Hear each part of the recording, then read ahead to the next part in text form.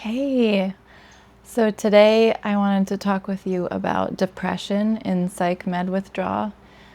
I'm Joanna, and I went through a pretty horrible medication withdrawal experience, and I've come out the other side and I'm doing really, really well. So I have been able to get back to work and to just be enjoying life and taking care of my family and stuff. So I just am really glad to be able to also have this space to talk with you about getting off your meds and getting back to health. So if you want to meet with me, I actually have a link in the description to this video, and you can find my calendar and meet with me. But yeah, I wanted to just share about depression and withdrawal and just how much it can steal from you, and then what kinds of things can encourage you through that. So if you're feeling worthlessness, hopelessness, despair, self-hatred, lack of motivation, let's see, what are some of the others? Like having a hard time concentrating, guilt, a lot of guilt.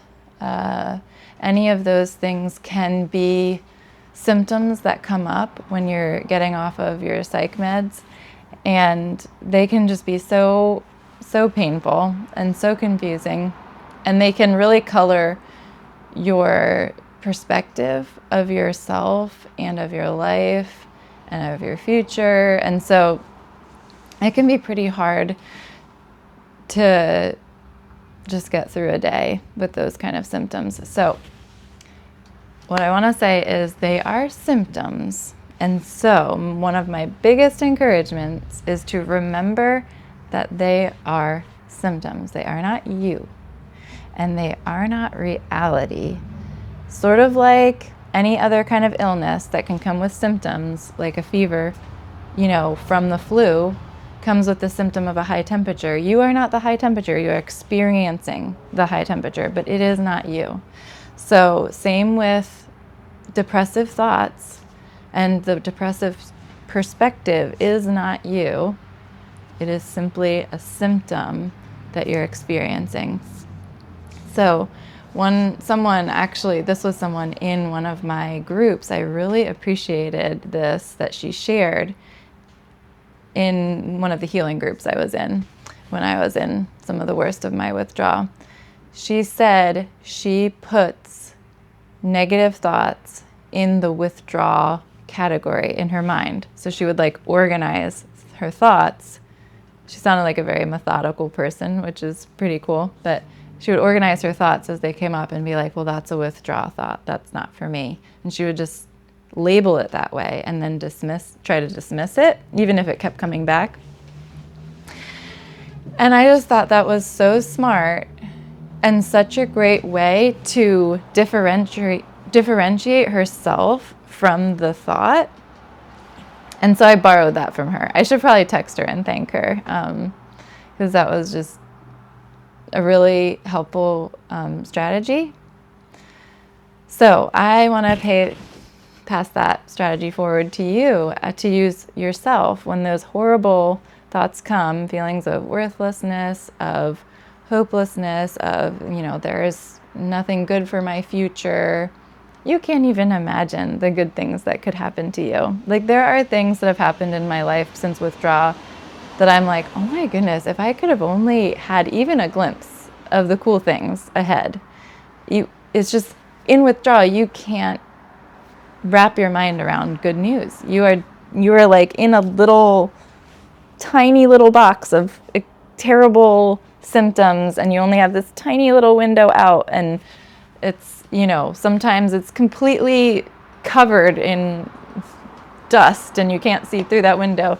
So you just have to believe others who have gotten out to the other side, that there is so much good for you and in you, and that you can come through this. And so don't believe those worst possible thoughts and interpretations of yourself, of your situation, any of it.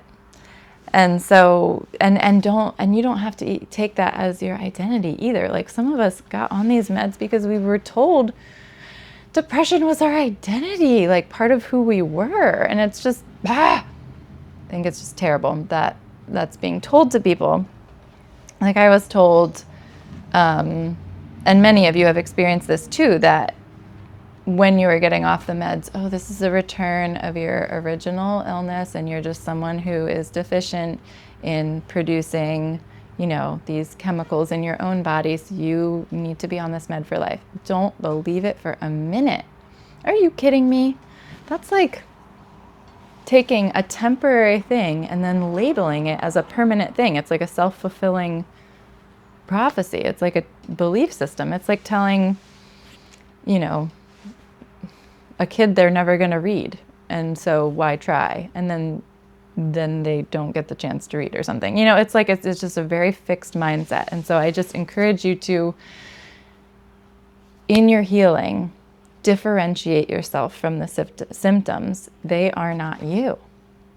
They never have been you. They are not you. They are just simply something you are experiencing and that your body can heal from. And even if you're experiencing a symptom that you had before, like depression, let's say you got on for depression, just because you're experiencing it right now in withdrawal does not mean it is a lifelong defining feature for you at all.